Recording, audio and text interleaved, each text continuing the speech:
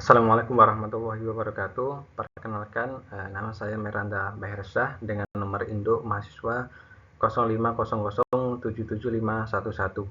Itu mata kuliah Pancasila di tugas 2. Pada tugas ini, saya akan menyampaikan hasil dari analisa saya mengenai perbandingan Pancasila jika dilihat dari 3 aspek, yaitu Pancasila sebagai dasar falsafah negara, Pancasila sebagai ideologi negara, dan Pancasila sebagai sistem falsafat negara.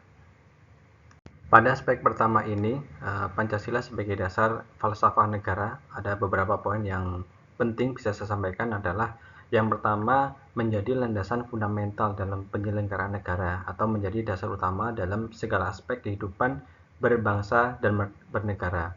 Kedua, menentukan arah tujuan nasional. Nilai-nilai Pancasila menjadi kompas moral dan ideologis dalam menentukan visi dan misi pembangunan nasional.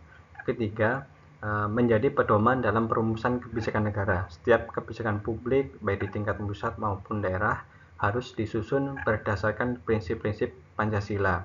Kemudian salah satu contohnya adalah di Palembang ya, penerapan dalam kebijakan publik dan pelayanan masyarakat yang tercermin dalam pelayanan publik yang mengedepankan keadilan sosial, keterbukaan, dan gotong royong. Aspek berikutnya yaitu Pancasila sebagai ideologi negara. Beberapa poin yang bisa saya sampaikan adalah yang pertama, menyatukan keberagaman suku, budaya, dan agama. Pancasila menjadi pemersatu bangsa Indonesia yang memang majemuk. Berikutnya, ideologi terbuka dapat menyesuaikan perkembangan zaman. Sebagai ideologi terbuka, Pancasila itu tidak kaku. Kemudian, mendorong semangat toleransi di masyarakat. Nilai-nilai seperti kemanusiaan dan keadilan sosial dalam Pancasila mendorong masyarakat untuk saling menghormati, menghargai perbedaan, menghindari konflik. Contoh kasus di Palembang ada tempat di kawasan 26 Ilir dan Al-Munawar yang menunjukkan praktik nyata toleransi warga dari berbagai agama hidup berdampingan di daerah tersebut. Aspek terakhir yaitu Pancasila sebagai sistem filsafat. Beberapa poin yang bisa sampaikan. Yang pertama mengenai memiliki susunan sila yang bersifat hierarkis piramidal, di mana sila pertama menjadi dasar bagi sila-sila berikutnya. Kemudian mencerminkan pandangan hidup bangsa Indonesia. Berikutnya adalah mengandung nilai-nilai ontologis, epistemologis, dan aksiologis.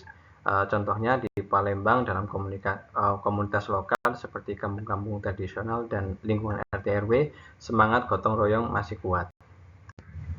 Dari analisa 3 aspek yang sudah saya jabarkan sebelumnya, bisa kita tarik poin penting dari masing-masing aspeknya, yaitu aspek dasar falsafah Pancasila sebagai landasan negara. Kemudian ada aspek ideologi Pancasila sebagai pedoman bersifat dinamis dan aplikatif. Berikutnya adalah sistem filsafat Pancasila sebagai kerangka berpikir yang menyeluruh. Dari ketiga aspek di atas semuanya saling melengkapi dalam praktik berbangsa. Berikut adalah referensi yang saya gunakan dalam presentasi kali ini. Demikian presentasi yang bisa saya sampaikan. Saya ucapkan terima kasih. Wassalamualaikum warahmatullahi wabarakatuh.